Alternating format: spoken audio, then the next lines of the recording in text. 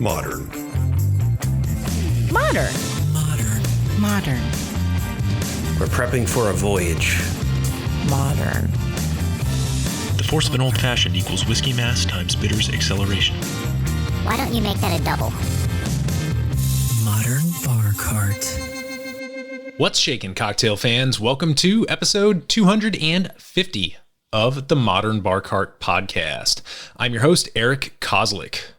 Thanks for joining me for part 2 of this audio essay, where we've been exploring the ways in which tipping has affected how our favorite bartenders and servers get paid. If you haven't had a chance to dig into our last episode, I'd highly recommend you do that, because this time around, we're actually going to apply all of the historical and cultural context we learned as we examine the fallout of some new legislation that's taking place here in DC. As I said last time, this is some highly politicized subject matter, and I have a bit of an allergy to partisan politics, but when something as far-reaching as the overall health of the food and drink ecosystem is concerned, I think it's well worth all our collective time to roll up our sleeves and really figure out how we can serve the people who show up to work every day and serve us when we dine and drink out. And if I'm being honest, there's a little part of me that really enjoys taking this time out from our breezy, boozy interviews and forcing you to eat your proverbial vegetables. We live at a moment in which polite, well-researched conversations about difficult subjects are almost non-existent. And that wears on you after a while, right? All that noise and so little signal. So I decided that this analysis of the recently passed Initiative 82 legislation here in Washington, D.C. would be a great opportunity to model a tool that's specifically designed to identify where in a given debate you and your opponents disagree, and then use that knowledge to see if you can find some potential solution that might be amenable to both sides. That way, at the end of the day, instead of returning to our opposing corners of the political ring and glaring at each other until the next round, we could just shake hands and be friends. I know it's a crazy notion, but trust me, it's possible. And further, I promise that if our political candidates use this kind of analysis during their debates and when creating legislation, we'd see a lot less slapstick political theater on TV and in the news, and we'd realize there isn't nearly as large an ideological divide in our culture as there seems to be at this moment. The tool I'm talking about is called Stasis Theory, and it was used by ancient thinkers as famous as Aristotle and Cicero to really get to the heart of certain complex issues. The word stasis, of course, refers to a stoppage of some sort. And if you use this tool correctly, you should be able to figure out where you and someone with whom you disagree can no longer make progress together on a given line of reasoning. Then instead of just kind of like throwing up your hands and saying, well, I guess there's just no reasoning with you people, and giving up, you can determine if there might be a way to get unstuck, to resolve the issue creating that stasis. So in a perfect world, at the end of this episode, you'll not only have a better grasp of the tipped minimum wage debate that's been raging in my part of the world, and which is slated to start drastically affecting the service industry beginning on January 1st of next year, but you'll also have a new way to think about other conversations that you have on a daily basis. And when it comes to hard conversations, having more tools in your toolbox is always better. I know that learning new things can be challenging, especially when that's done solely via an audio medium. But worry not, I used to teach Stasis Theory as a mandatory part of the English 101 curriculum at the University of Maryland, where it is held in such high regard that every student who takes that class receives a crash course in this timeless analytical framework. So with that, let's dive headfirst into the tangled landscape of facts, opinions, and consequences that is the tipped minimum wage debate. The nice thing about stasis theory is that the first stasis, the first main category where an argument can get derailed, is the definition stasis. And that's good because it means I can loop in a little bit of review information from our last episode as we define our terms. Here's the thing. The bigger and softer a subject becomes, the more important it is to define things carefully, and the more likely you are to find yourself disagreeing with somebody on the basis of a definition. For example, if you're having an argument with your partner or your roommate about where to place a couch when you move, everybody is on the same page about what this couch is and what you're both proposing to do with it. So in that scenario, definitions aren't where you need to spend much of your time. But in a debate like the one we're looking at, definitions are crucial if you don't want to find yourself tied up in knots further down the line. So let's start by asking, what is Initiative 82? What is this piece of legislation that is about to have such a dramatic impact on bars and restaurants here in Washington, D.C.? Well, lucky for folks like you and me, we've got this amazing little thing called Google, and it sent me to a nifty resource called Ballotpedia, which is exactly what it sounds like. It's Wikipedia for legislation. This produced the ballot title and abstract, which reads, quote, District of Columbia Tip Credit Elimination Act. Under current law, employers of employees classified as tipped workers may take a credit against tipped wages received by workers to satisfy the minimum wage guaranteed to all workers by law. The initiative would gradually eliminate the credit such that the mandatory base wage, currently $5.05 per hour indexed to inflation, paid by employers shall increase until 2027 when the mandatory base wage matches the minimum wage established by District of Columbia law. That is currently $15.20 per hour indexed to inflation. Tips continue as property of employees and will be in addition to the statutory minimum hourly wage. End quote. So essentially what all this means is that currently tipped employees make $5.05 an hour guaranteed. And the expectation is that they're going to recoup the remaining $10 and change in tips averaged out over the course of whatever their pay schedule may be. Whether it's one shift, whether it's multiple shifts, whatever, they're going to make up the difference. Currently, if they don't make enough in tips to meet that $15.20 hourly minimum, the employer is on the hook for making up the difference. With the passage of Initiative 82, however, the tipped minimum wage is going to start ticking up incrementally over the course of the next 5 years so that employers are responsible for more and more of that minimum wage until it finally matches the DC non-tipped minimum wage in July of 2027. That's a 4.5-year implementation timeline. So now that we know what Initiative 82 is, it's important to ask if there are any other terms that we need to define before proceeding with our analysis. Or, in the same breath, whether there are any foundational questions that can be answered in a cut and dry manner. One question that I'm going to throw into the mix here is, what is wage theft? Because that's a topic that the proponents for Initiative 82 have touted as a very strong cause for this change in legislation. They also cite harassment of workers when they're talking about wage theft, but that's a way squishier term and is a little bit more difficult to define based on existing laws. So let's stick with the first one. What is wage theft? And I think in a general sense, we have a good idea about what this is, right? It's when a bar and restaurant employee is deprived of their rightful compensation by folks in control, by managers and employers who call the shots. But what I'm interested in is, what does wage theft look like in practice? Here's an abridged list of wage theft indicators that I ripped from a legal article that I'll link to in the show notes. Number 1, tip skimming. Federal law bans restaurant owners from withholding tips.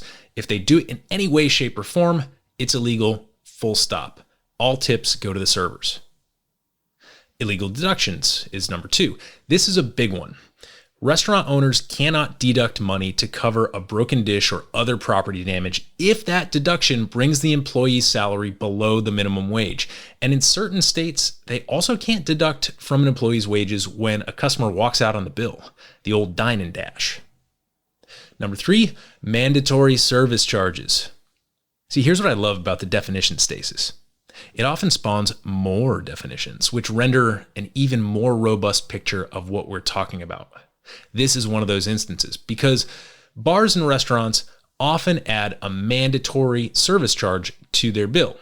So in addition to your itemized food and drink, you also have a certain percentage slapped on the end that's not negotiable, that you don't get a say in.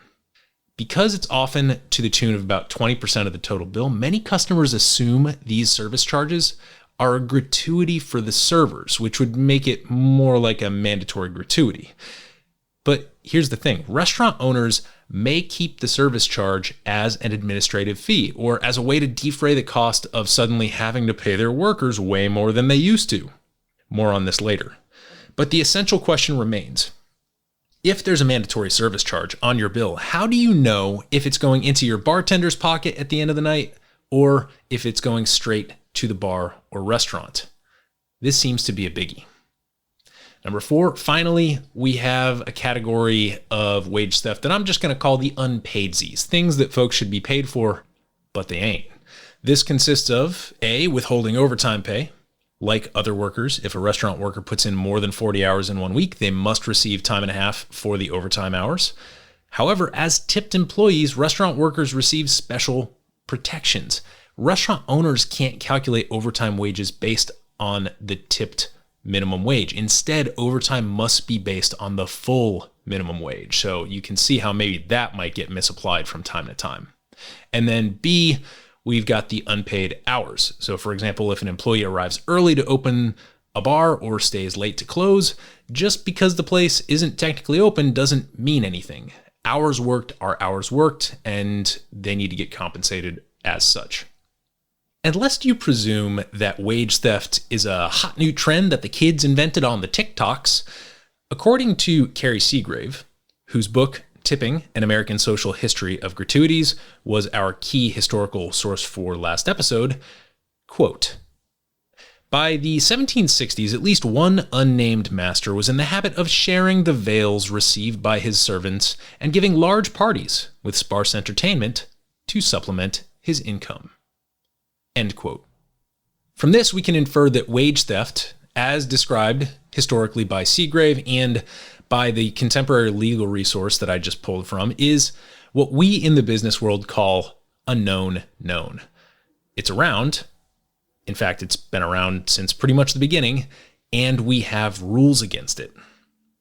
However, according to an article published less than a month before the vote on Initiative 82, quote, when DC Council overturned Initiative 77, the 2018 ballot measure that would have phased out tipped minimum wage, lawmakers passed compromise legislation intended to assuage concerns that the system enabled wage theft.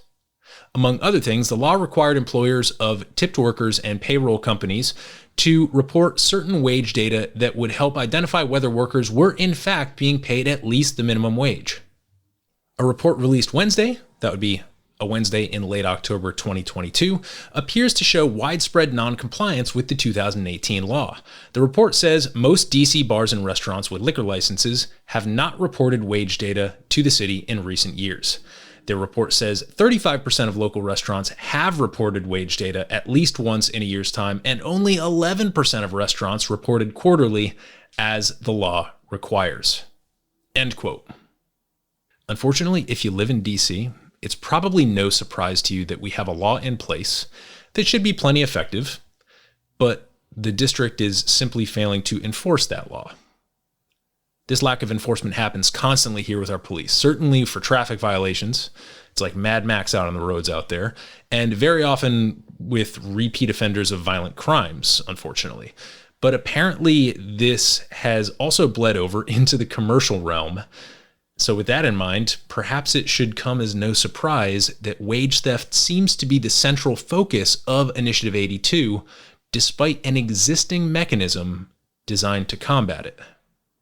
So now that we've worked through some of the key definitions of the legislation that was just passed and of terms like mandatory service charge and wage theft, let's move on to the second stasis, which is cause and effect. This is one of my favorite stases because it's the moment when you can start running little simulations in your mind. You can take all the pieces you've gathered during your initial research and in your definition stasis, you can line them up on the chessboard, and you can see how they might act in real life. Of course, not all the simulations you run in the cause and effect stasis are going to make the same amount of sense to everybody. For example, you might be having a debate with someone about the legal drinking age, and they might say, well, giving kids access to alcohol earlier is going to result in more deaths and injuries from reckless behavior and drunk driving. And you might counter by pointing to some statistics saying, well, then how do you explain the decreased incidences of those kinds of accidents in countries where the drinking age is lower than it is here in the US? As you can see, two people can run the same simulation, in this case, what happens if we lower the drinking age, and envision it playing out in radically different ways. This episode is brought to you by Near Country Provisions.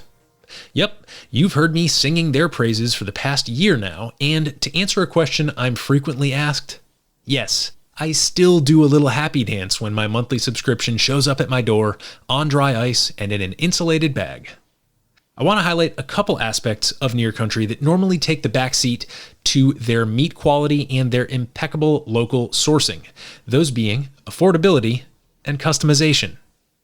I don't know if you've been paying attention to the price of groceries lately, but the cost of meat, even the factory farm stuff, has been skyrocketing. But because Near Country keeps things local to the Mid-Atlantic, your meat doesn't have to travel far, and it doesn't change hands half a dozen times before it hits shelves, meaning you don't have to pay for all those markups from middlemen. Every time I do a price comparison between Near Country and the grocery store, I'm blown away by the quality that I'm getting relative to the cost. And when it comes to flexibility, I've never worked with a subscription service where I have so much control. Let's say, for example, that you've got something against pork chops. Every month, Adam and his team send around a survey that allows you to say, hey, I don't want pork chops this month. Or, I don't want pork chops ever again. Or, a more reasonable request, I'd love it if you could include pork chops in my delivery every month. Preferences change, diets change, and special requests and cuts are always on your mind at certain times of the year, and Near Country gets that. They bend over backwards to help meet your changing needs.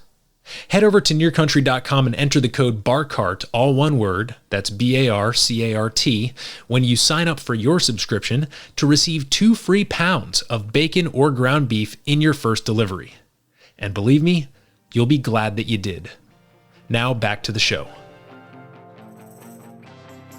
So let's try and do this with the Initiative 82 legislation, starting with the series of causes and effects that Ryan O'Leary, the person who proposed it, and his DC Committee to Build a Better Restaurant Industry are citing as the reasoning behind their campaign. They assert that because service industry workers receive a sub-minimum wage, they are frequently harassed and subjected to wage theft by restaurant owners and managers. They also point to other states and individual businesses in the U.S. that have successfully implemented more equitable wage initiatives, either by eliminating the tipped minimum wage at the business level or at the state level. And they say, therefore, to eliminate the harassment and wage theft here in DC, we, both service industry workers and patrons, should rise up and demand that this antiquated and discriminatory tipped minimum wage be abolished. Put more simply, the tipped minimum wage leads to bad things for workers. Therefore, if we eliminate the tipped minimum wage, we will, in principle, resolve these bad things that are happening to them. When I look at this cause and effect logic, the primary thing I could admire about it is that it aims to reduce suffering. It identifies a group of people who are in a low power position, sees that they are suffering an injustice that they're powerless to address, and tries to harness the power of DC voters to come to their rescue. It's also clear that it comes from a place of empathy, since O'Leary worked several service industry jobs and was reportedly the subject of active wage theft and harassment during his time as a server. On the other hand, when I come across a cause and effect assertion that's painted in such broad strokes as this one, I inevitably find myself asking, is it really that simple? And what else might we be overlooking? Well, if you head on over to the website for the opposing side of this debate, actually, I think we can just call them the losing side now that the legislation has passed, you'll see a slightly different set of cause and effect logic. According to VoteNo82.com, quote, Under the current system, the tip credit guarantees that servers and bartenders receive the minimum wage, but enables tipped employees to earn well above that amount, about $26 per hour on average. Initiative 82 would eliminate the tip credit and upend this system, harming servers and bartenders across the district. They go on to elaborate on this claim with the following set of bullet points. If the tip credit is removed, the vibrancy of DC's unique dining scene will be threatened. Your favorite restaurant and bar would see a major increase in its labor costs, $11 per hour per person. Restaurants and bars will be forced to increase menu prices and decrease staff size.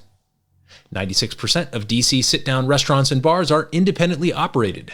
These are the exact businesses that will be hardest hit if the tip credit is abolished. Combined with rising inflation and skyrocketing rents across the city, it would be harder and harder for independent restaurants and bars to succeed. Sadly, your neighborhood restaurant and bar would struggle to make it in such an environment. Tipping helps fuel the high-quality guest service that has become a hallmark of the district's world-class dining scene. End quote. As you can see, we've got two sets of cause and effect simulations being run here. In one, ending the tip minimum wage would significantly reduce suffering by raising the floor of what workers can be paid. In the other, ending the tip minimum wage drastically increases suffering as workers earn less. Bars and restaurants close because of high operating costs, and patrons receive a lower quality of service. My primary concern with the information on VoteNo82.com is the complete absence of data for how that $26 average hourly wage across the city is calculated. I mean, it could be accurate, but as we know, 76.3% of all statistics are made up. So who's to say? On their FAQ page, they claim that this info is pulled straight from the Bureau of Labor Statistics, but I poked around on there for quite a while, and I couldn't find any report that supports the $26 figure. Doesn't mean it's wrong, but come on, people. Just cite your sources directly, and we don't have to speculate. They also make the mistake of using that $26 figure compared with the California minimum wage, which is about $16 an hour right now, and implying that bartenders in the Golden State don't make tips on top of that, which is false. They absolutely do make tips on top of that $16 an hour. But aside from my desire for a much more rigorous treatment of the numbers here, I can pretty much get on board with what these folks are saying. If Initiative 82 proponents are saying that wage theft and harassment really suck and we should do something about it, the anti-82 contingent is saying, okay, but if we do what you're proposing, here are all the other negative consequences we'll be signing up for. Where the pro-82 lobby is in favor of raising the floor on what a server can make in the absolute worst of circumstances, the critics of this legislation are pointing desperately at all the people who will suddenly make drastically less money as the ceiling on what it's possible to make drops down in response to that floor rising up. And you might be thinking, wasn't Ryan O'Leary pretty adamant that workers would also receive tips on top of that increased minimum wage? Wasn't that the big finish to his manifesto that we read last episode? Well, yeah, it was. But remember, the passage of this legislation is absolutely going to trigger a massive restructuring of how restaurants operate. When you combine the rising cost of labor with inflation and increased ingredient costs, you can expect to see higher food and drink prices as well as a mandatory service fee in many places. And if you think that people are going to be just as generous with their tips when all the other costs of dining and drinking out spike dramatically, you're crazy. That's not how it's going to work at all. And I think we all know that. This brings us to the value stasis, stasis number 3. And in our current debate, this one actually pulls double duty. Not only is this an opportunity to look at the ethical backbones of these two models of service industry compensation, but we also get to explore what it means to get a good value out of a dining or drinking experience. So much of what's tricky about this topic is taking our thoughts and feelings and trying to assign a dollar value or cost structure for them, which is why I love how this ethical value stasis collides with the literal balance sheets of bars and restaurants and the pocketbooks of the dining public. It's messy, but it's super interesting. In a lot of political debates, If you boil everything down and address the most essential version of an argument, you'll come to find two often competing notions: security and freedom. It's these two notions that tend to represent the opposite poles of many contentious subjects, and it also happens to represent two very different ways to think about money, either as a parachute or safety net for when things go bad, or as a way to pursue things, actively chase after what we really want. People who feel at risk, who crave more security in the service industry, who simply want to show up to work without having to worry about wage theft and harassment, are seeking their security in a non-tipped minimum wage. On the other hand, people who enjoy the freedom to make a much higher wage, to move up through the ranks of the industry, and to work at better and better venues, don't want to lose that upward mobility when people presumably will be disincentivized to tip very well. From where I stand, this is the central stasis of this debate. More so than definition, more so than any cause and effect assumptions, it's this security versus freedom question where people in one condition simply can't understand where their opponents are coming from. The reason why I like getting to this point in a debate, this moment of greatest stasis, is because hidden in the gridlock, in the inability to move forward, is very often a way out. But rarely is it obvious, and rarely is it easy. In this case, I think the answer lies in the assumption that you can only have one or the other, security or freedom.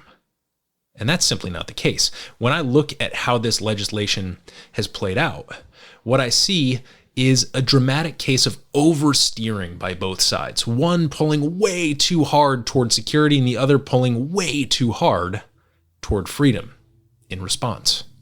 And as in any classic tug of war with the rope and the mud pit in the middle and two groups of people pulling real hard, when one team wins, sure, the other team gets covered in mud, but everybody tends to land flat on their asses. And so, if I were in a position to sit down with people on both sides of this debate before the legislation was proposed, the central question I would ask is how we might maximize security without completely clipping our own wings and restricting freedom. This type of thinking is very often an exercise in restraint, nuance, and creativity rather than a project that requires brute force, heightened emotions, and dogma. And the unfortunate thing is that negotiation isn't sexy, it's boring, it's pedantic, and it requires the hard work of humanizing people you disagree with instead of just dismissing them as rubes or corrupt tycoons. The other problem is that good, well-researched bipartisan legislation takes longer to hammer out than the emotionally charged us versus them stuff. But with that longer time frame comes the opportunity to do better research. For example, I would have loved to see a study conducted where a group of self-selecting DC establishments voluntarily eliminated the tipped minimum wage, maybe with some kind of safety net from the government to make sure they didn't fail and go under, but with the sole purpose of simply tracking tipping trends.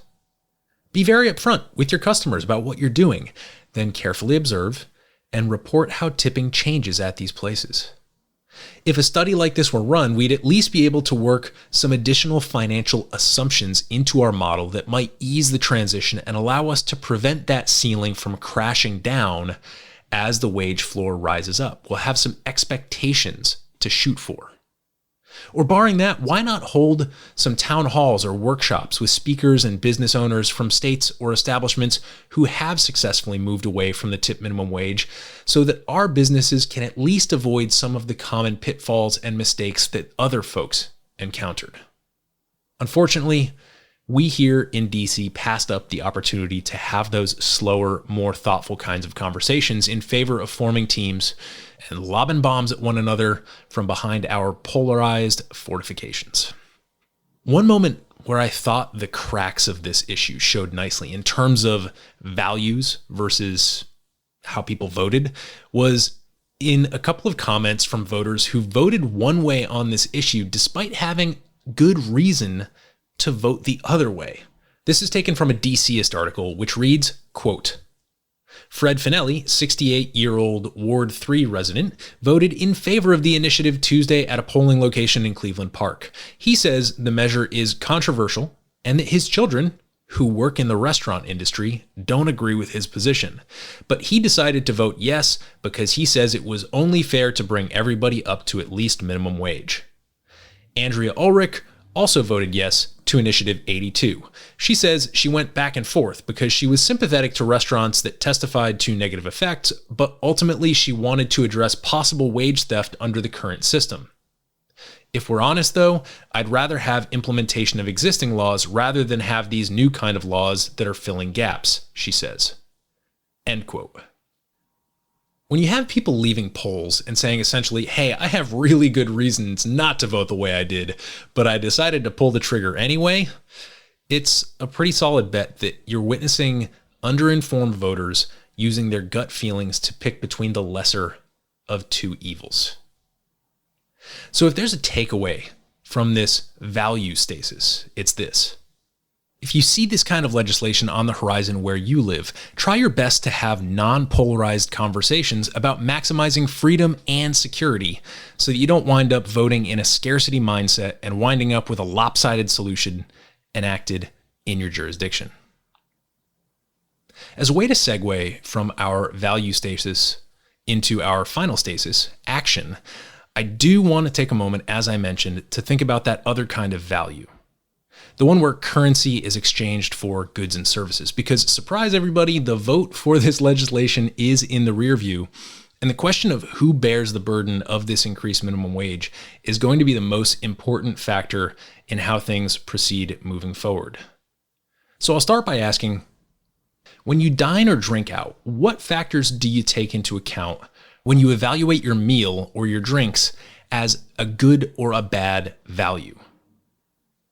Well, let's start with the obvious stuff. There's the price you're paying for the actual food and drink, the itemized price for each menu item you order. I think we all know intuitively that bars and restaurants pay a wholesale price for their consumables, and they then charge some sort of markup that reflects the labor used to process the food and drink, the fixed expenses of the venue like rent, electricity, etc., and then some sort of profit on top of all that. Fine. That's how pretty much every restaurant in the world works. With a tipped minimum wage model, it's generally understood that you're paying for the facility and back of house stuff with the food price and the front of house service with your tip. This presents a pretty easy way to think about the value of your dining experience relative to what you paid for it. You basically got four options: good food, good service, good food, bad service, bad food, good service, and bad food, bad service. Regardless of whether you're the kind of person who always tips 20% or more, or you're the kind of person who does use the tip amount to reward or punish good or bad service, the tip minimum wage model does provide an easy and transparent way for you to think about how much you paid for what you got and who's going to end up with what percentage of that money in their pocket, as long as nobody's committing a literal crime. However, when I think about all these mandatory service charges that are going to start cropping up all over the place, I get very nervous for both customers and service industry workers. Not only will these mandatory service fees obfuscate who will ultimately receive what portion of your money, the inherently higher cost of dining and drinking out is simply going to give people sticker shock. And when you already think you're getting screwed over by the price of the food, how the heck is that going to make you more likely to be a good tipper on top of everything else? It actually makes me feel bad for the bars and restaurants that have already done the right thing and implemented automatic gratuities to ensure that their staff gets tipped consistently and generously. I was at one of these places just this past weekend. The staff was relaxed, they were efficient, they all seemed happy to be there, and the guests were happy to simply pay the auto gratuity and know that they were getting a good value. Everybody in that place was on the same page, and we were all pretty fine and happy to be there. Soon though, the constant question is going to be, where are we in the implementation timeline of Initiative 82? How much does that mean the minimum wage has increased? Okay, so we're up to $10 an hour now. Oh, and by the way, how much was the service fee at this place? And if they're getting paid $10 an hour and there's a 20% service charge, then what does a good tip look like? And, oh, did I even get good enough service to justify that tip? The boats that had already raced ahead of the fleet to do the right thing and pay their people well are going to get caught up in this storm of suspicious confusion. And I know that most of them will find a way to communicate with guests how to think about tipping, but the presence of mandatory service fees is going to make that very emotional calculus much more difficult than it used to be. The action stasis in this case is a bit of an epilogue to the tipped minimum wage debate, at least for us here in Washington, D.C. The question isn't so much what decision do we make based on all this information that we've just analyzed, as it is, what do we do now that we've made our decision? For the most part, all I can do here is point back to the definition stasis, where I read out the summary of Initiative 82 and its rollout timeline. That's what we do. That's the plan now. But I think this might be a good time to go through a couple very unique, specific to DC reasons why I voted no on Initiative 82. Because I'm not opposed to folks getting paid more. In fact, if I had the option of simply voting for my friends in the industry to make more money, you know I would vote for that every chance I got. What I'm opposed to is creating more suffering than currently exists in the world. And when I compare the pros and cons of Initiative 82, there's a couple very specific things about DC that made me pretty certain that its passage would create a whole lot more suffering than it prevented. The first is we're surrounded by two states, Maryland and Virginia, and both of those places are still operating based on the tipped minimum wage model. Because DC is so small, it was kind of easy before to think about places like Bethesda and Arlington and Alexandria as extensions of the DC food and drink scene. But now, with the tipping rules being so different, DC is going to be the odd one out. It's going to be the place where it's more complicated to get a good value on your meal. So you know what? Let's make a reservation in Arlington or Bethesda and skip all the hassle. It'll take the same amount of time to get there. If, on the other hand, Virginia or Maryland had already established a law like this, then DC would be joining a growing movement rather than presenting itself as the exception to the rule. And as a very small city with boundaries that currently have almost no impact on the quality of the dining experience on either side, this is a very important distinction because suddenly those boundaries are going to represent the difference between where it's easy and fun to dine out and where you have to constantly worry about the value of your food, drinks, and service. If you live in a big city like San Francisco, for example, that isn't impacted by the laws of bordering states, then maybe this worry might not play into your reasoning at all. Unfortunately, here in DC, it's a very real factor we have to consider. This leads to my second, very much related concern, which is that we just functionally raised the price of owning and operating a restaurant in DC in a big way. And as much as we can despise those restaurant owners and bar managers who are committing wage theft and harassing their employees, I think it's absurd for anyone to assume that all restaurant owners are bad people and should be collectively punished by shouldering an even greater burden in an industry with famously thin margins. So in addition to increased food prices and mandatory service fees, you're going to see people looking to Maryland and Virginia to open up their next innovative concepts. And because those places are right over the border, they're like right there, why would any restaurant owner volunteer to make things harder on themselves if they didn't have to? The consequence, I imagine, is going to be more chains and franchises moving in to fill the voids left by independent restaurants and bars that have moved elsewhere. And instead of being a centralized hub, a brilliant node of innovation and style that radiates its goodness outward to positively impact the food and beverage scenes in our thriving suburbs, DC may eventually become more like a wound or a cavity, where you get bad service because everybody here is stuck making minimum wage and working for national franchises and big restaurant groups, i.e. the only ones who might still be able to afford to operate here. I should note that there is a good deal of conjecture in what I've just said. None of it's set in stone. It's like Frodo looking into the mirror of Galadriel. I'm talking about things that were, things that are, and some things that have not yet come to pass. But the moral of the action stasis is this. For venues who are going to try and fight this out and remain in DC, you need to think long and hard, and perhaps try to come up with collective action that will make it easier for your guests to understand the value they're getting from their experience at your bar or restaurant. Be more transparent than you think you have to.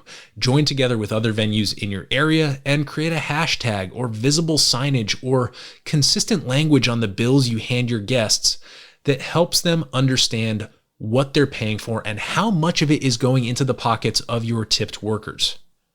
This is one of the only ways I can think of to combat the confusion that will prevail over the course of the next 4+ years as Initiative 82 gets rolled out. And for those of you who are listening to this in a state that may someday consider making the switch away from the tipped minimum wage, cool. I think that's great. I think it's wonderful and noble to want to pay people well for taking care of us when we dine and drink out. But you may want to keep an eye on how things progress here in DC. And if you have the chance to have slow, thoughtful, non-polarized conversations before legislation hits the ballot, I think you might be able to avoid some of the negative consequences we are about to experience. Remember, things in your neck of the woods will likely look very different than they do here in DC. DC is a weird place. So do your homework, consider how you might maximize both security and freedom instead of oversteering in either direction, like we did. And most importantly, listen to the people who are working in your favorite bars and restaurants, and please try to vote compassionately so that their lives receive a net positive impact from your participation in our democracy. I'm Eric Kozlik. This has been an Eat Your Vegetables audio essay. I hope it provides some useful ways to think about a very tricky topic, and I'm excited for you to join me in our next episode as we return with another awesome interview right here on the Modern Bar Cart Podcast. Cheers.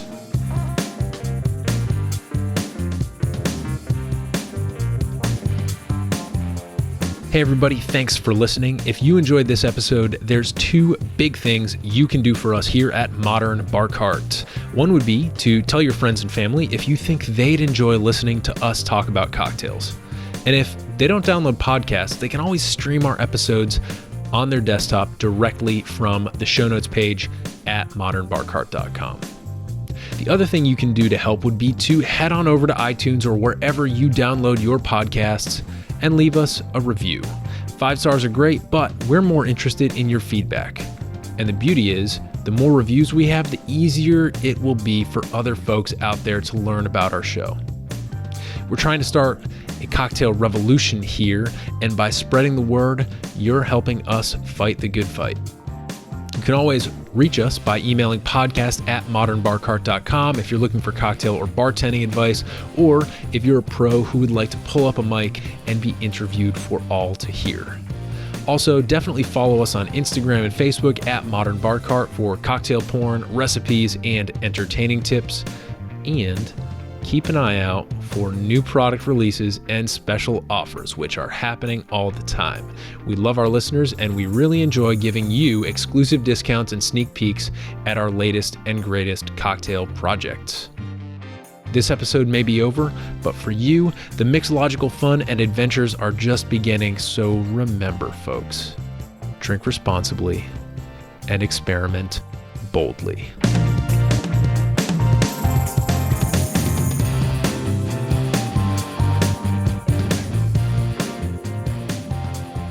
This episode was made possible with editing and sound design by Samantha Reed and a little bit of Stasis Theory magic by yours truly.